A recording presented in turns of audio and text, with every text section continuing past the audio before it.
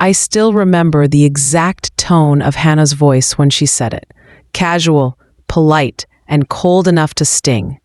"We're doing Christmas at my mom's this year. You can just relax at home."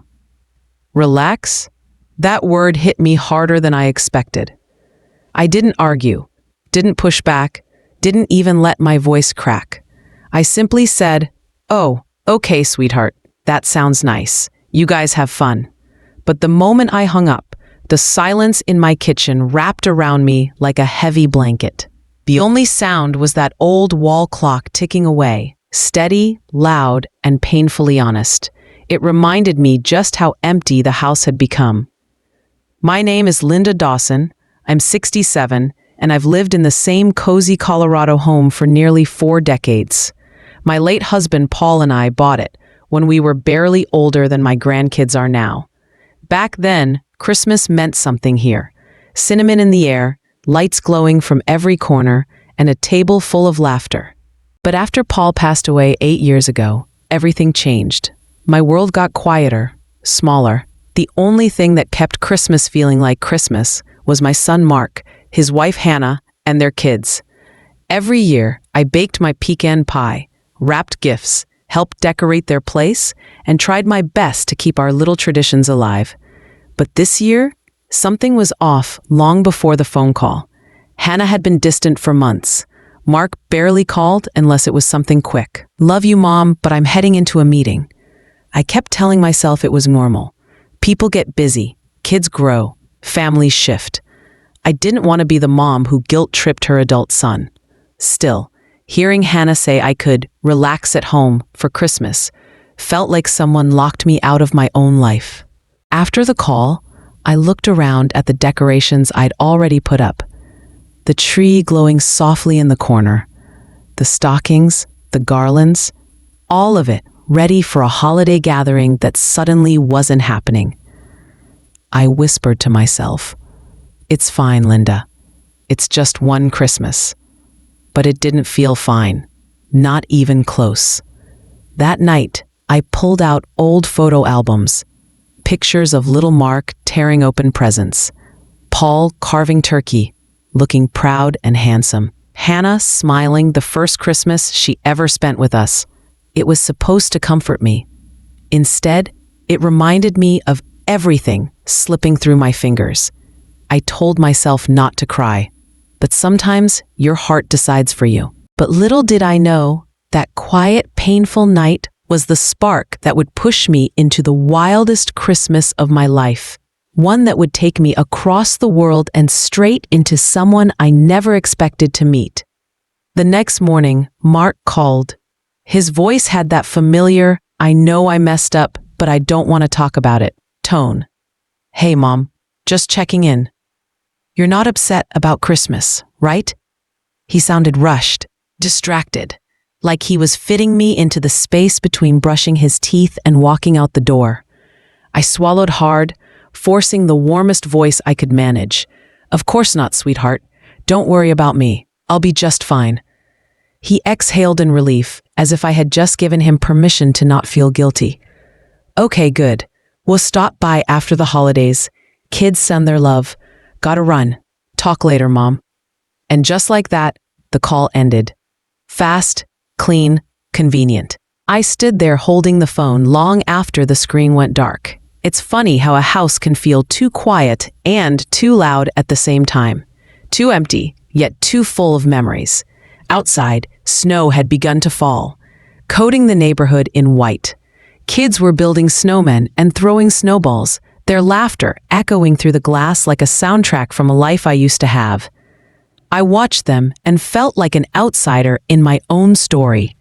Later that evening, I curled up by the fireplace with my cat warming my lap.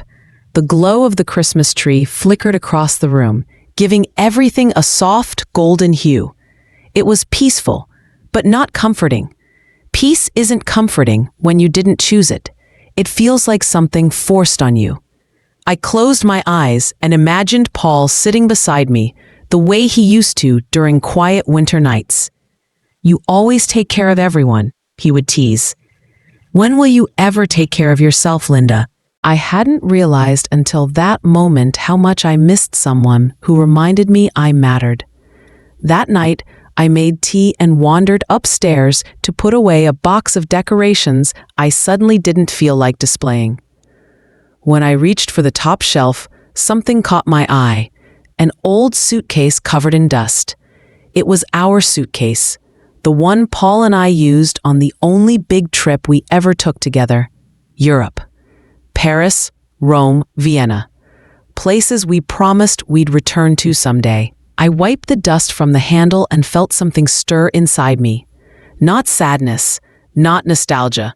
Something closer to longing, maybe even possibility.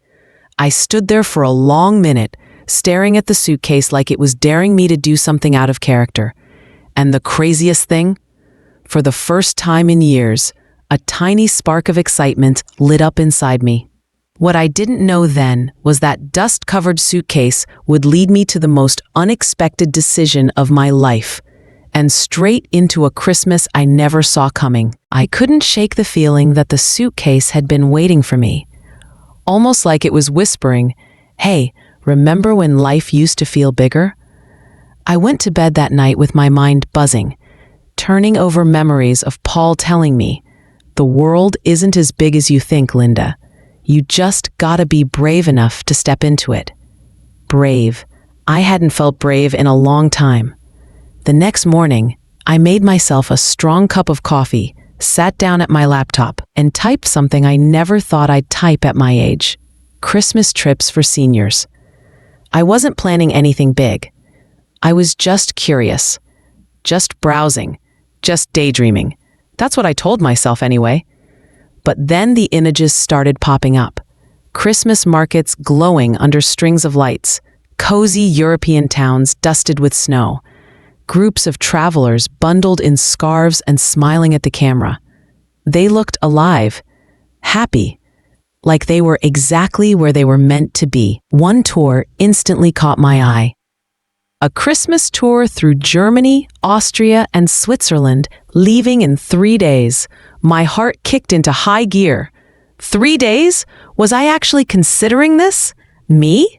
The woman who spent every Christmas waiting by the phone. I clicked the details, and then I clicked again, and again. Before I knew it, I was staring at the Book Now button like it was a detonator. My fingers hovered above the keyboard. "Linda, you're being ridiculous," I whispered. But the other part of me, the part I hadn't listened to in years, whispered back louder, "No, you're being alive." My hands trembled as I typed in my information. Name, address, payment details. A whole lifetime of responsibility-packed decisions behind me, and now this wild little choice right in front of me.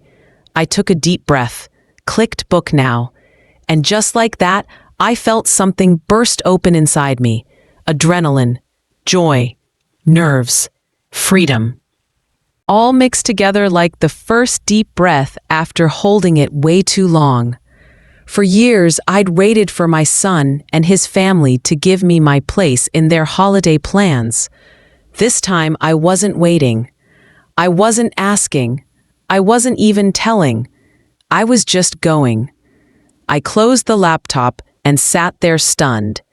A part of me kept whispering, "What did you just do?" But another part, the younger, braver version of me, smiled.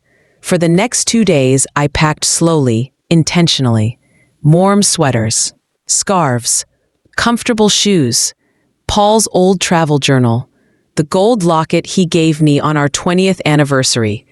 I didn't tell Mark, not because I was petty, but because for the first time in forever, this moment was mine. And yet, as wild as booking that ticket felt, nothing could have prepared me for who I was about to meet when I stepped onto that plane. The morning of my trip arrived faster than expected. I woke up before my alarm, heart racing with that strange mix of nerves and excitement, like I was sneaking out for the first time in my life, even though I was 67 and carrying peppermint mints in my purse, like every other grandma on the planet. I zipped up my suitcase, placed my cat's food bowl next to the window where she liked to sit, and took one long look at the house. For years, it had felt like a waiting room, waiting for visits, waiting for calls, waiting for life. Now it felt like a place I was stepping away from for something bigger. At the airport, everyone seemed to be traveling with someone. Families hugging, kids bouncing with excitement, couples leaning on each other as they waited to board. I felt a tiny pang in my chest, but it didn't last. I wasn't here to watch other people's lives. I was finally stepping into my own. I found my seat on the plane, window seat, thank God, and was tucking my bag under the chair when someone slid into the seat beside me. "Looks like we're neighbors for the next 11 hours, a warm male voice said. I looked up and saw him, a tall man with silver hair, kind eyes, and a smile that didn't feel forced or polite. It felt genuinely warm. He extended his hand. "David Monroe." "Linda," I said, shaking it. "First time traveling alone?" He chuckled softly. "Same here." "Well, same for the last few years." His voice had that calm, steady tone that put you at ease instantly. And just like that, we fell into conversation. Effortless, comfortable, like we'd known each other way longer than 60 seconds. He told me he was a retired college professor traveling because staying home during the holidays felt too quiet after his wife passed. I told him about Paul, about my son, about how I booked the trip on a whim because being left out of Christmas hurt more than leaving everything behind. He didn't give me pity. He didn't give me advice. He just listened. Really listened. By the time the plane lifted off the runway, we'd talked about favorite cities, the worst hotel experiences of our lives, childhood stories, and how grief never really disappears. It just changes shape. At one point, the flight attendant came by with drinks, and when I ordered tea, David smiled. My wife used to drink tea on flights too, said it made her feel grounded. Normally, that would make things awkward, but somehow it didn't. There was something familiar about him, comforting, safe. Like a chapter from my past had wandered into my present at just the right moment. Hours passed without either of us. When the plane finally touched down in Munich, snowflakes drifted outside the window like tiny glowing sparks. I felt alive, braver, like the world had opened its doors just for me. But as magical as that flight felt, the real twist, the one that would shake me to my core, was waiting just a few days later under the European Christmas lights. Those first few days in Europe felt like stepping straight into a postcard. Everywhere I turned, the world seemed dipped in gold, twinkling lights hanging from old cobblestone streets, music drifting from little Christmas markets, the smell of roasted chestnuts following us like a warm blanket. Our tour group was small, mostly retirees like me, who wanted something different for the holidays. Everyone had a story. Empty nests, lost spouses, new beginnings, old regrets. It felt weirdly comforting to be surrounded by people who weren't pretending life had been perfect. And then there was David. He wasn't just a seatmate anymore. Somehow, without either of us planning it, he gravitated toward me during every tour stop. Not clingy, not overbearing. Just present, steady. The kind of presence that feels like a warm coat on a cold day. The more we talked, the easier it felt to breathe. We visited Christmas markets in Munich, wandering between stalls of handmade ornaments and wooden toys. Snow fell lightly around us, catching in his hair, and he laughed when I pointed it out. "You look like someone shook a snow globe over your head," I teased. "Well, if it makes me festive, I'll take it," he joked back. In Salzburg, we sat by a stall selling mulled wine and hot cocoa. The steam curled into the air, warming our hands as we talked about everything from parenting mistakes to the music our spouses loved. He wasn't afraid to talk about his wife, and he didn't flinch when I talked about Paul. It felt safe, like we weren't patching over our losses, but honoring them. One evening in Vienna, our group had dinner at a little restaurant overlooking a street full of Christmas lights. The whole room hummed with soft violin music and gentle conversation. The waiter poured us wine, and David lifted his glass. To second chances, he said. I blinked. Second chances?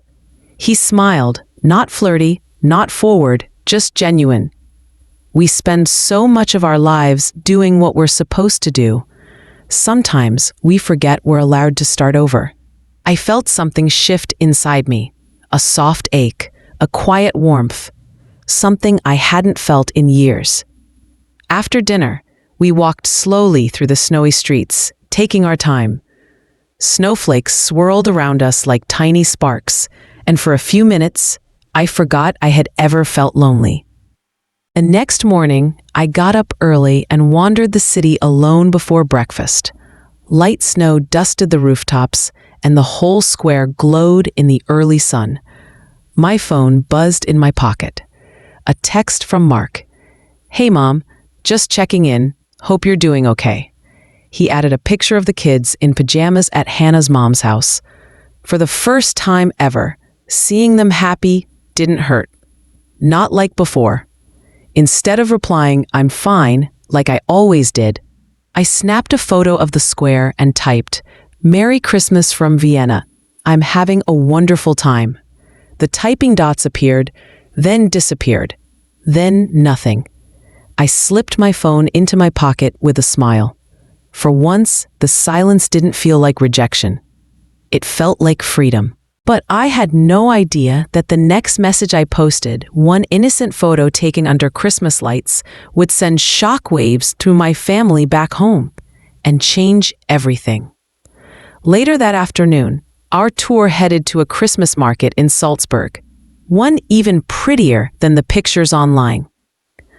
There were glowing stalls tucked between narrow streets, choirs singing carols in perfect harmony, and vendors selling warm pastries that melted in your mouth. I bought a tiny wooden angel ornament to hang on my tree next year, something to remind myself that one Christmas I finally chose me. As I browsed the stalls, David found me again, this time carrying 2 mugs of hot cocoa so warm they fogged up his glasses. You looked like you needed this, he said, handing me one. Well, you look like you needed company, I shot back. He chuckled. Touché, Linda. We sat on a bench while snowflakes drifted around us like glitter shaken from the sky.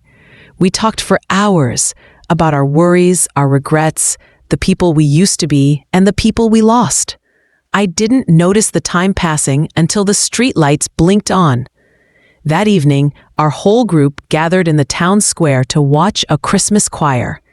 People held candles in their hands as they began singing Silent Night in the softest, most angelic voices I had ever heard. David stood beside me, the warm glow of the candle reflecting in his eyes.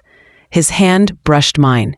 Not intentional, not bold, just a soft, human moment that felt like someone whispering, "You're not alone anymore."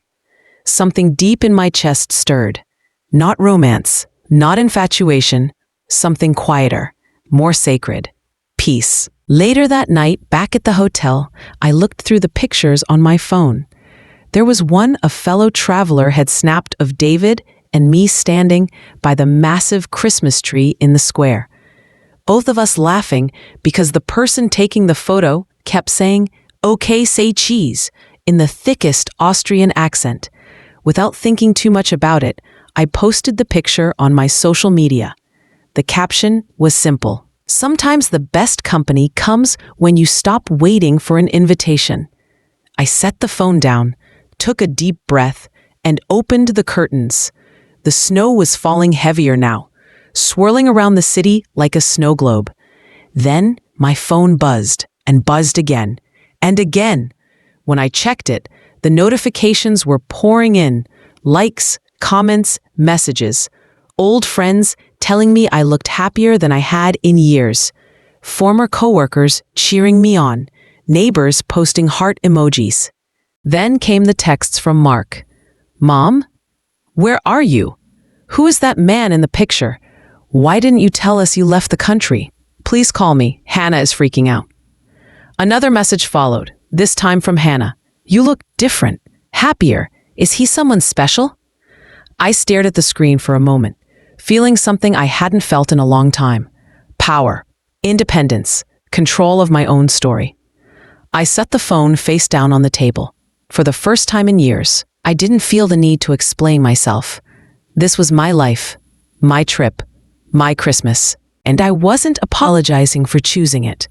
But I had no clue that David was carrying a secret, one that connected our pasts in a way that would shake the ground right under my feet. Christmas morning in Salzburg felt unreal, like waking up inside a holiday movie you didn't audition for, but somehow landed the lead role in. Church bells echoed through the crisp air. Sunlight spilled across the snow-covered rooftops, and the whole city shimmered like it had been dusted with powdered sugar. For the first time in years, I woke up on Christmas Day without heaviness in my chest. No anxiety about whether I'd be invited. No waiting for someone to remember me. Just peace. When I picked up my phone, the screen was full of notifications from the photo I'd posted the night before. Over 50 of them. Friends from church, old coworkers, neighbors from years ago. All saying how happy I looked, how good it was to see me out living my life. But the messages from Mark caught my eye the most. Mom, seriously, where are you? Who is that man? Is he safe? You should have told us. Please call me. Hannah won't stop asking questions. A few months earlier, those messages would have broken me. This time, they didn't land the same. It wasn't anger. It wasn't revenge.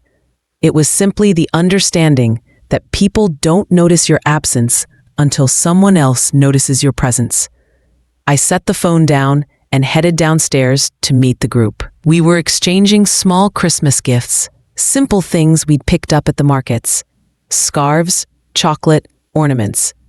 David handed me a tiny wrapped box. Merry Christmas, Linda. Inside was a small snow globe with a tiny wooden house and two little figures sitting beside a Christmas tree. Hand-carved, delicate, beautiful. It reminded me of you, he said softly, someone who carries warmth wherever she goes. For a moment, I forgot how to breathe. My throat tightened, and I had to blink fast to keep my eyes from spilling over. David, it's perfect. We spent the day exploring the city, cathedral tours, riverside walks, tiny cafes glowing with warm light. We spent more time talking than sightseeing, if I'm honest. That evening, we ducked into a quiet restaurant, candlelit tables, soft carols playing, snow falling outside the window. We ordered dinner and laughed about how we kept mispronouncing half the menu. Halfway through the meal, David leaned back, folded his hands, and looked at me with a seriousness I hadn't seen in him before. "Can I tell you something, Linda?" he asked. "Of course, anything." He hesitated, took a breath, then another. "My brother, Stephen, served in the Navy with your husband, Paul." I froze. "I met you once," he continued gently, "years ago, at Stephen's house. You probably don't remember, but Paul talked about you a lot after that visit." My heart nearly stopped. Was this really happening? "I recognized your name on the tour list," he confessed. "But I didn't want to overwhelm you. I wanted to wait until it felt right." The air around me shifted, heavy, emotional, unbelievable. A mix of fate and déjà vu, and something I didn't have a word for. It felt like Paul had nudged him back into my life from someplace far beyond us. David reached across the table and took my hand softly. "I think Paul would be happy you're finally doing something for yourself," he said. "I think he'd want you to be loved again." My eyes filled instantly. "David," I whispered, voice trembling, "I don't even know what to say." "Just say you're okay," he replied. "That's all I want." I nodded, slowly, emotionally, honestly. "I'm okay." But little did I know, this emotional revelation was only the beginning. Back home, my family was spiraling, and the next phone call I'd make would change everything. That night, after David shared the truth about knowing Paul, my head felt full of memories, emotions, and a strange sense of destiny I wasn't prepared for. When I got back to my hotel room, I sat on the edge of the bed for a long minute, staring at the glowing city outside my window. It felt like the universe had pulled a thread I didn't even know was loose. Finally, I picked up my phone, not because I wanted to explain myself, but because avoiding Mark forever wasn't realistic, and honestly, I didn't want him worrying. When he answered, he didn't even say hello. "Mom, where are you? Why didn't you tell us? Who's that guy in your picture?" I took a breath and kept my tone calm, steady. "I'm in Austria, sweetheart, and I'm perfectly fine." There was a pause, a long one. I could practically hear him blinking. "Austria? Mom, what? You just left?" "You told me to relax at home," I said softly. "So I chose a new place to relax." Another long silence. Then a sigh that wasn't angry, just defeated. "We shouldn't have left you out," he finally said. "Hannah feels terrible. We both do." "I know," I replied gently. "But intentions don't erase impact. And this Christmas, I needed something different. Something for myself."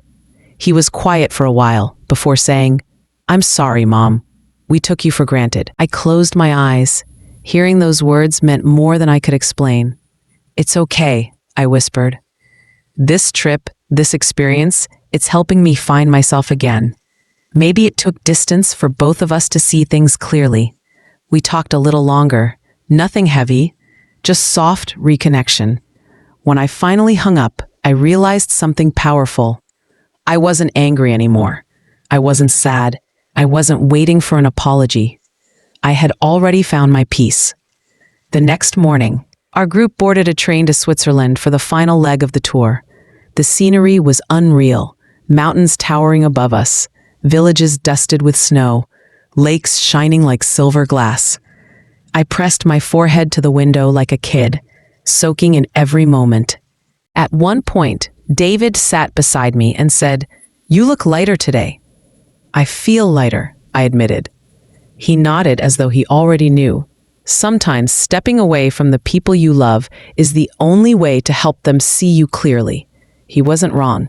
This entire trip had taught me that love doesn't disappear, but sometimes people forget to show it until life gives them a wake-up call. When we arrived in Zurich, I stepped onto the platform with a confidence I didn't recognize, like a new version of myself had quietly been building inside me without my noticing. For the first time in years, I wasn't defined by loneliness or waiting for someone's approval. I was defined by choice, and I chose me. But little did I know coming home wouldn't be the peaceful ending I expected. My family had changed, but so had I, and our reunion was about to reveal exactly how much.